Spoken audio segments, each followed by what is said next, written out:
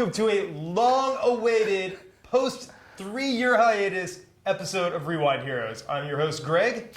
And I'm your other co-host, Dan Gaines. Thank you guys for joining us. Greg and I have been giddy all week because we're in a new year and we're finally back. A ton has happened since the last time we were on here, and we've got a lot of really cool stuff to talk to you guys about. So there was this little movie that came up, and it's a little independent feature that wrapped up like this small saga some people have heard about. Rise of Skywalker. I think it's easy to say this is a very spoiler-heavy episode. Good point. If you're watching it, you've probably already seen it. If you're one of the 30 that watch our show. So we're reaching you, number 32 We're reaching today. you. Yeah, exactly. And, you know, before we talk about that, we should say, we've come back. It's not going to be a weekly show. There might be times when we come out weekly. Really just with something that we really want to hit on. Yep. Disney Plus has so many shows coming out. Yep. I think we're just, when we want to have a discussion on something, you're getting a new episode. So, and we'll just kind of write it out and see where it goes. Yeah. Let's start with Skywalker. Initial thoughts. Absolutely. So, you know, I always, when I leave one of these movies, I mean, I try to, what's my real live reaction? Obviously, we can get on social media and get on all these different websites and find what everyone else thinks we should think. Right. But I try to go with what that initial thought was. And when I left the theater, I loved it. I had an absolute blast. It was one of those movies that I did not want it to end for more reasons than not. I mean, it was just a nonstop. We'll get into that a little bit. Yeah. The pace was insane, but there were so many cool Star Wars moments where I literally was cheering in the audience. I mean, I think that JJ, given what he had, knocked it out of the park. I know. It's like, this didn't go the way you thought it was going to go. Right. I absolutely loved it. And it did. It didn't go quite the way I thought it was going to go. But, you know, since we've done our show, there's been a lot of, and with the Last Jedi, there's been a lot of fan toxicity. That's a good point. Not just with Star Wars, but it kind of has become this new thing, which I think is why I was kind of glad we stepped back for a while. That's a good point. I just want to love stuff, and I can critique it, but it doesn't mean I'm going to go crazy stuff. I enjoyed Last Jedi, so that's my first thing. Same. Wasn't perfect, did not go the way I thought it was going to go, and there were things I would have changed. But this one, I was excited for it. I loved it. I walked out happy. We'll get into our final thoughts at the end of this. Sure. But I think the big thing, like us, Palpatine, however you want to say it. Its motto. Yes. Big Daddy, he rose. He came back from the dead. So, what'd you think of that? Absolutely. His use. Really, the thing, I went into the movie a little nervous because, you know, right from the get-go, when they launched that initial trailer, you heard Palpatine's laugh. Yeah. So it was very interesting to me that they weren't hiding behind the fact that Palpatine's back in this movie. Right. So my fear going into it was that we were going to have a 2-hour build-up, and in the last 20 minutes, it's like, oh, the Emperor's back. Right. Well, that was put to rest right out of the gate. When you read the opening crawl, it's like, no, the Emperor's back. Right. It worked for me in the movie, and then it was one of those things that when you thought more about it, it's like, wait, we really don't get much of an explanation. There wasn't a lot of time in this movie for a lot of an explanation. And for me, it worked. I accepted it. Mainly, I think, because of the way they marketed it. We went into the movie knowing Palpatine's back. So I'll be honest, I didn't need a ton of explanation within the film because I thought it worked for the story we were given.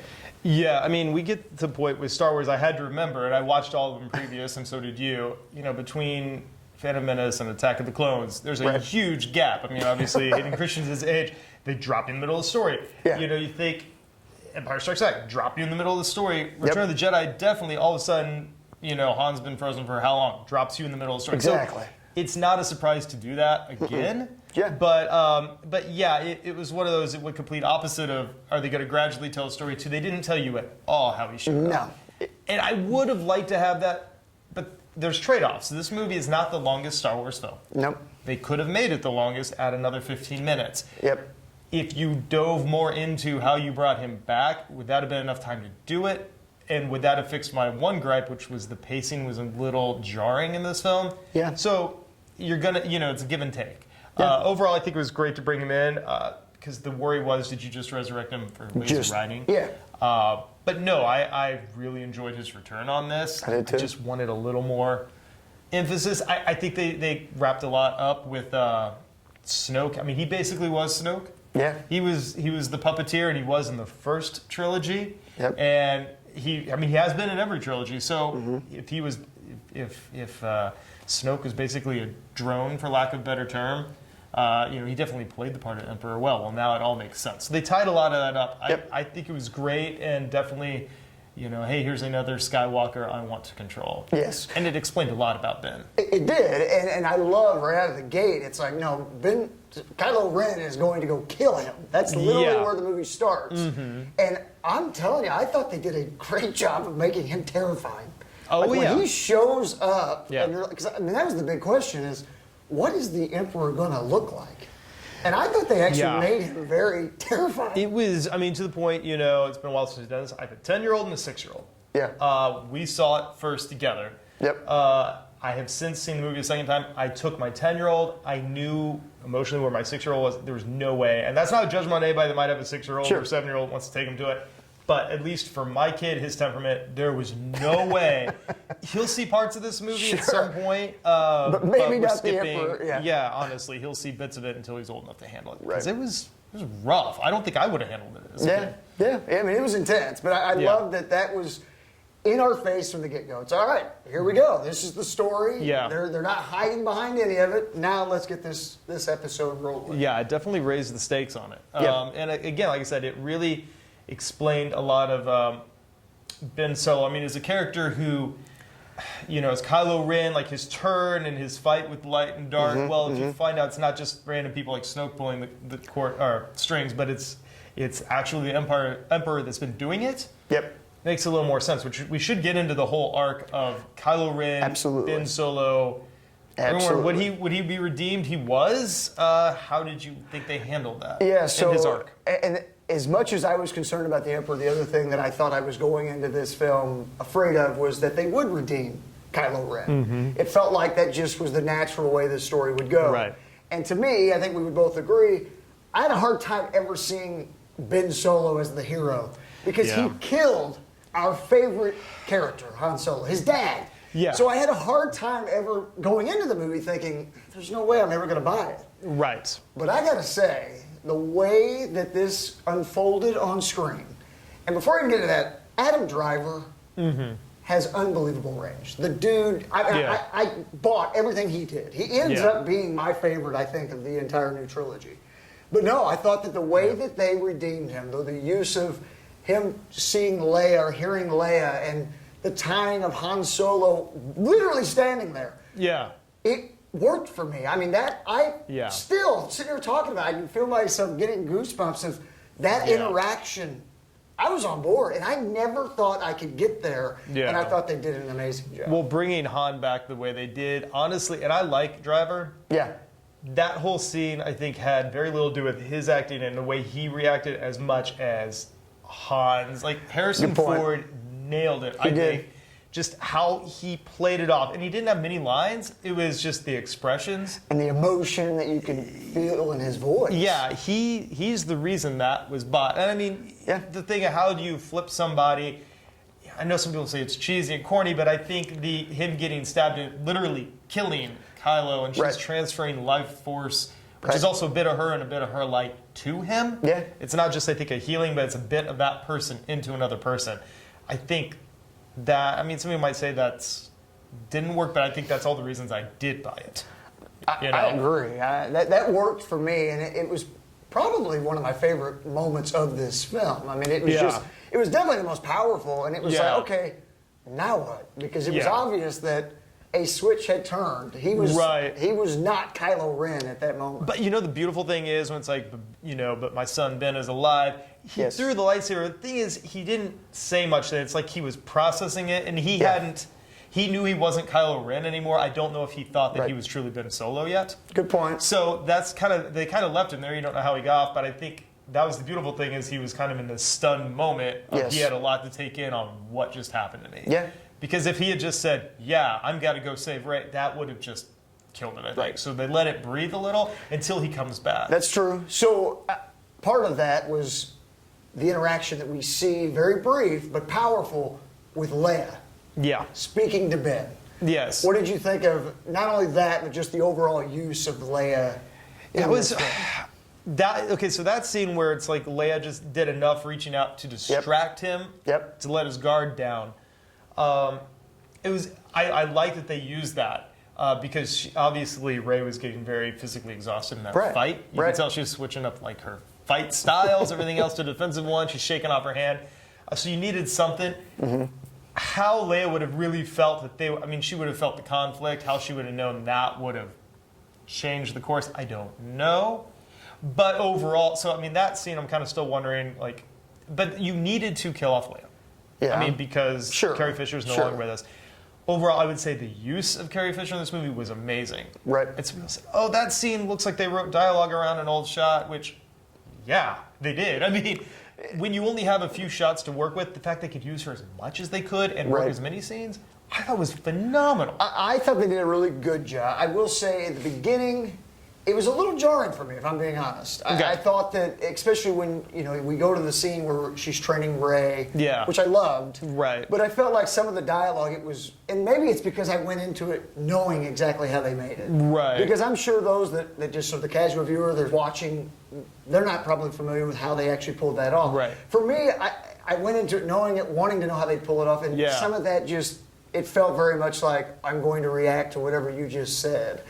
And it got better, but at the beginning, I think mainly it was just a little jarring for me. Right. I did love that it was as almost, and again, this is just my way of perceiving it, but I loved the way it was Leia, her last attempt to reach Ben. And I thought it was basically her giving every bit of the power she had left to make her statement, to reach out to him and say, look, this isn't what you want to do. Yeah. And I thought, with the way that they showed her literally passing, with R2 sitting there, I mean, though I wanted more R2, what a powerful, and when he coos as she passes. Yeah. Oh. No, it was perfect. I don't know how you don't feel all that. I think, considering the circumstances that they did not expect with her dying, it was the best way to do it. And agreed. Some scenes, were a little jarring, but, and this is just me coming from like an editor background, it just, when you would look at footage like that, I go, what can we do? I think I did not expect them to do as good a job as they did, or have as much presence. Now, they probably could have cut some of that jarringness out and cut her out a little. Yeah. Maybe their thought was, we wanted her to be a focus. We could still make her a focus. Yeah. I think there was one where she made some line about droids. It's like, well, that didn't even need to be in there. You could have cut that scene. But I would argue, it's funny you say that, because I loved the callback later with Rey. When she was saying something to BB. I don't know. I know that was it's funny you bring that one up, because for some reason, I thought that was such a natural way of just kind of tying it together. Like, wow, that is crazy how they made that work. Yeah, I mean, I think overall, her use was really well done. I think Lando's use was great. It wasn't overdone. It wasn't underdone. He actually he was utilized well. You're going to call on your friends, or you're going to do something. And it was a surprising way to kind of bring him in. I didn't expect him to show up there. He's not much, but you get him, you get Chewie, you get the Falcon. Is there fan service? Yes, but I think they gave him a bit where he actually had some legitimacy to it. I think they did that with a lot of the characters. Bringing back Harrison Ford just for a few minutes, but one of the most pivotal scenes. I think Force Ghost Luke was great. Did it retcon or not? Last Jedi, hey, weapon needs more respect. Okay, maybe it did, but I think it was a great scene. I would argue that's not retcon. Not really. I don't think so. Luke learned since Last Jedi. Agree. He even says that, like, I've made a mistake. Yeah. And I actually thought it just kind of tied that whole storyline. Like, last time we saw him, he's throwing the saber, and he catches the saber. Like, you know what? No, and this is not the way to do it. And this is your story, and you're going to use my X-Wing. And hey, here's even something that of course, he probably could have done that forever, but that smile on his face, like, I finally did this, which he had the power to do in the last 30 years, I'm sure. But it was just that moment. It was a beautiful timing. So we didn't talk about this before, but Leia's lightsaber. Yes. How freaking sweet was the lightsaber? Well, I think and just this whole scene, which I know we're going to get into. Oh, yeah, no, I think that was great. I mean, that scene, even Rey's at the end, which is the top end of her staff. I mean, there's just, with the flick of it, too. So cool. Yeah, there were so many little things. Was it a lot of fan service? Yes, it was. But you know what? I'm a fan. It's a series that I've loved forever. What's really wrong with it? What's wrong with fan service? Exactly. There was stuff like that tied in characters so well. You had Wedge in it for a second. You had all this. I think it was great. And the thing I thought was the best was 3PO was used well. Yes. I mean, it was the first time he was you know, I don't want to say he was the key to something, but I mean, he was definitely integral to it. And Anthony Daniels, to give him that send off with the lines that he had. Yep. I mean, when they're all looking back at him and he's just like, You're right. you know, or, He I know did you a didn't lot ask, of but I'm great fine. moments. Are droids allowed in the afterlife? Right. Yeah, I mean, what? Seriously, it was great. And maybe was there not enough R2? Yeah, but then you get to the point, BB-8 is the droid of the franchise. Of this new trilogy, yeah. And if you have, you know, even Dio was speaking, if you have two that are beeping, and how do you write that in when you're so tight? Yeah, so... Well, and that just goes back to the whole thing. I mean, this movie had to do a lot of things. Yeah. It had to, you know, they promoted it as the wrap-up for the saga, but more importantly, it's the wrap-up for this trilogy. So it did cover a lot of stories. So, you had to kind of pick and choose what those small moments were going to be. And I think overall, they did a really good job. That's right. Well, we'll get like a last final wrap-up. But Absolutely. one thing I did want to mention, are there any little bits and pieces and things that we don't want to dive into, but just say, honorable mention, we thought those were nice touches? Absolutely. Anything you've got? I mean, I could go on literally for another hour or two. But probably one of my favorites, I mean, it goes back to the Leia lightsaber, the exchange with Luke. Yep. Just that flashback where you finally get to see Luke and Leia training together as young Luke and Leia. It's phenomenal. Unbelievable. I mean, you knew that the helmets were going to get flipped up, but then to see them there, and you're like, that's Carrie Fisher and Mark Hamill in their 20s. I knew it was crazy. It was done incredibly well. I mean, the secret of it is a short clip. Right. But I thought, second time I still loved it, and I didn't expect it all in the first one. Right. That was great. Babu Freak. Hey, he was hysterical. He's my oldest friend. He was right. He was great. John Williams. I didn't catch that until I've seen the screen capture, and I realized he was the bartender. That's why there's a shot of the bartender at Which is Jimmy. great. Yeah. And John Williams, the score. Yes. My gosh. It was great. I'll still say my favorite one of this is Force Awakens on score. Fair enough. Because I think it set certain themes. Well, and it was all new themes, too, that we had not heard. This is more reusing a lot of that. And they said they would tie more of the old themes into this one. Yep. And there was some, not a whole lot more than some of the others, because there was I think Jedi they got a used little bit too. over-promoted, if you will. Yeah, but I was overall, waiting for a full-on Duel of the Fates, and there's somewhere more than there was. Right.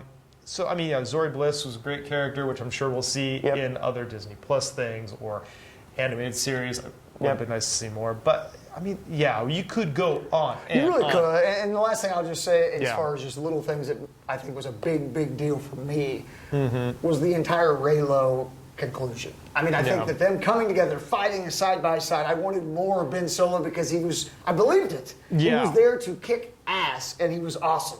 Yeah. And that whole conclusion to that story really worked. And to hear, we didn't get into this, but all the voices of the Jedi that had fallen, goosebumps. I mean, they just did such a great job of, it's like any film. I've got issues with it. There's things that I would have liked to be a little bit different, but overall, I think they sprinkle a lot of good stuff. I mean, it had animated voices in there too. Ahsoka was in there. Kanan was in there. Yep. So I thought that was great. And Ben Solo. The best part about Ben Solo is that was all physical acting because he hardly utters a word. Great point. You know, when he shows up and he's right there, and even that point when he's facing the Knights of Ren, it's just like. Kind of bows. Yeah. All right, we're doing this. Yeah, I mean, there was so much. There were new force powers, and the fact that you'd seen water transfer, but like transferring a lightsaber. But I thought it was great. I thought it was too. So, all right. Yeah. So, final thoughts. One thing too, I gotta say. I'm sorry. I think it was expert for Disney in general if they're going to have the healing power, because everyone had a lot of issues with new powers in Last Jedi. If the day before, adorable little the child, not Baby Yoda, does it, and everyone's like, this is amazing! Right. And then any possible haters watching the movie the next day and it happens, like, I can't get mad at that. I can't complain and not be a hypocrite. So I thought there was a little geniusness there. No. Yeah, final overall thought of this. Overall thoughts, I've thought a lot about this, obviously. I've seen the film twice. I think we both have seen it twice now. For me, it is my favorite of the new Disney films. Yeah. It is right after Return of the Jedi for me. I thought they did a great job of giving us a fun Star Wars adventure, but then also built upon the lore. It really did feel like it fit in all 9 episodes. I think that J.J. Abrams isn't given enough credit for what the task he was faced with. And overall, I mean, it was one of those movies that I think I'm going to be watching over and over again and probably appreciating even more. So for me, I'd rank it 4th in the franchise. Yeah, I'm not sure where I would go with it. Maybe probably like maybe fifth. I Okay. think. But I mean, it's strong. I mean, there was, like I said, there was a part of me that Force Awakens just had a moment for me coming back because I didn't feel that specialness with Phantom Menace when it Sure. came back, when not from 20 years, but this one I was looking forward to Yeah. it. Han was such a big character for me. Definitely. That I think that's why that movie sets, and plus the promise of what was to come. Good point. But I loved this one. I really did. It was such a great ride. There were moments, if nothing else, when you're in that movie theater, there's moments you don't expect. The young Luke and Leia moment. Yeah. The moment that just blew my mind, and that's what you want, a jaw-dropping Sure. moment in a movie. And you're like, oh, crap. Was when the transport goes, Yes. Chewie's on there, and she just reaches, and the thing stalls good point. in the air. And then they start doing the tug-of-war, and the lightning. I'm like, Yeah, that one blew my mind, and Yep. it's still, even the second time I watched it, you knew it was coming, but you couldn't wait to see it again. Yep. That's what you're there for those experiences, Yeah. right? No, you're right. It was an amazing tale, and knowing we have so much more Star Wars to come, Mandalorian. But it was a little bittersweet. I mean, this has been, think Yeah. about it. When we started Yeah. talking to these guys, it was shortly after The Force Awakens had came out. It was our first episode. And now here we go. It's 5 years later overall, and we don't get another film for 3 years. It is a little bittersweet. It's true. I'm looking forward to the Obi-Wan series coming out. Tons to look forward to. I know. I think we're going to do a wrap-up pretty soon. That might be the next episode. Might come pretty quickly. Yeah. Wrap up The Mandalorian. 'Cause we Can't just finished wait to that. dive into that. I know. So good. I will say, spoiler, I liked it. You know. Right. So we'll go fully into that because that is the way. So yeah, I think until the next time we have this is spoken. it. So We've spoken. This is the way. Welcome to a new, we're back, somewhat, and we'll Somewhat. be coming back more. So until next time, be kind. And please rewind.